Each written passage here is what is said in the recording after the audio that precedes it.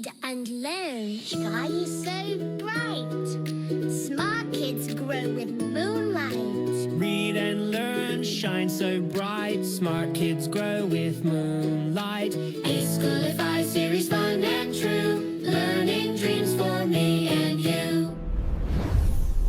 Welcome to eSchoolify series.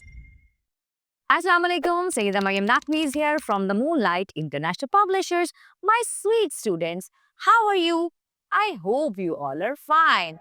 It's time to identify lowercase letter e, its sound and vocabulary words.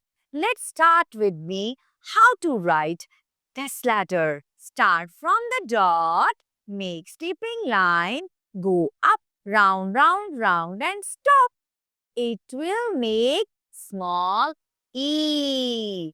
The letter name is E and the sound of E is elephant. Egg. The elephant is playing with an egg.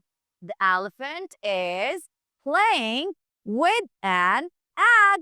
What is the elephant playing with? Tell me. What is the elephant playing with? Elephant is playing with an egg. Now, let's count with me how many objects that start with letter E are there on this page. 1, 2. 1, 2. E, egg. E, elephant. Now it's time to mine.